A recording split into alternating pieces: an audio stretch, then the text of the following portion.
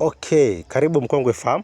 Leo nataka nikupe mbinu ya kugundua ugonjwa unapoingia bandani kwako. Kwenye kuku unaona wote wamechangamka, lakini kuna kuku tayari ni mgonjwa. Kwa kana mimi mpaka mwisho wa video hii nitakufundisha namna ya kumtambua, cha kwanza. Cha pili nitakufundisha namna gani ya kumtibu. Na cha tatu nitakufundisha wewe unafanya nini ili ugundue mapema vitu kama hivi.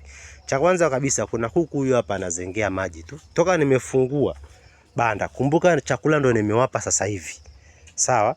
Lakini utaona kuku wote wanakimbilia sehemu ya chakula. Lakini kuna kuku mweusi anazunguka tu na kutingisha kichwa. Huyu unamuona huyo?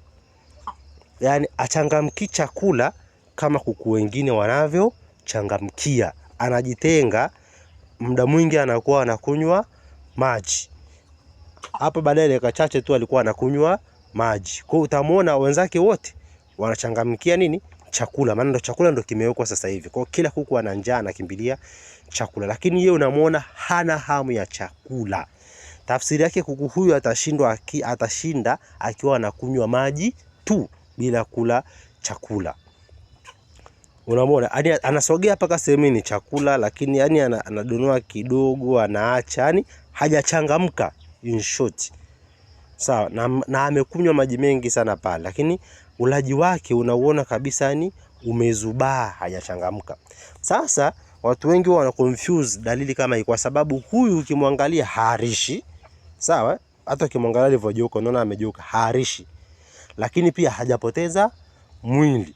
Lakini pia hasinzi sana. Ndio dalili za kwanza za ugonjwa zimeanza. Kwa hiyo namna ya kutambua sasa, tunatambuaje ugonjwa unapokuwa umeingia? Cha kwanza, wakati unafungulia kuku wako kama hawa nilivyowafungulia, ukiwapa chakula au kama unafuga bandani, pale unapomwaga chakula aidha ni asubuhi, sana sana asubuhi wanapokuwa wametoka, au ndo unawafungulia waweke chakula nje au unawekea bandani. Ukiweka chakula ile asubuhi tu, kuku wote utaona wanakimbilia chakula. Unamuona huyu anatafuta maji tu yalipo, anakunywa maji tu.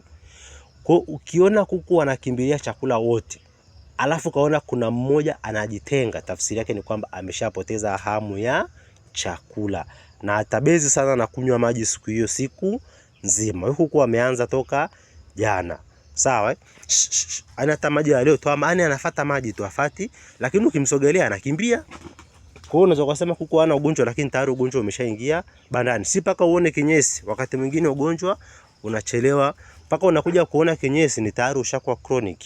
Kinyesi kimebadilika rangi. Kwa cha kwanza, unapowapa kuku wako chakula, hakikisha unakaa nao kwa dakika 5 mpaka 10, una observe tabia zao.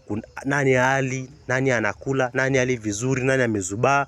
Unamwangalia siku ya kwanza na siku ya pili. Kitu cha pili, huwa tunawahi kutibu. Kuna dawa mbili ambazo ni multipurpose kwa kuku. Kuna OTC 20% na OTC 50%. Hizo ni dawa multipurpose kwa kuku. Kwa unavyoona kuku wako ameanza hivi kama hiyo kwangu, tayari kwenye maji mimi pale nimeweka OTC 20%. Ndio maana unaona kama yana rangi fulani hivi hayo maji. Lakini sharti hutakiwi kuanza na OTC 50. Unatakiwa uanze na OTC 20%. Unawapa kwa siku 3 mfululizo. Alafu kwa mfano leo nimewapa wanakunywa, unamuona yeye ni maji tu. Atakunywa leo, nitamuobserve tena jioni nikija kuweka chakula. Naweka tena na dawa, namwacha anakunywa maji. Kesho tena namuobserve. Akishakunywa maji leo na kesho, tayari siku ya 3 utamuona anachangamka. Lakini ukisubiria ugonjwa paka akaanza kutoa kinyesi chenye shida, aidha chenye damu, chenye mwaro, paka imefika hatua hiyo, mara nyingi kuwatibu kuku inakuwa ni ngumu kupona. Ndio pale watu wanasema dawa za kuku hazifanyi kazi. Lakini ukimwahi hivi akiwa ndo ameanza, OTC 20% inatibu kabisa. Huo ni ugonjwa wa aina yoyote, ili mradi umeuwahi kwa staili hii nilio kuonyesha. Karibu Mkongwe Farm, ufuatilia Mkongwe Farm kwa ajili ya maendeleo na uboreshaji wa mradi wako wa ufugaji wa kuku.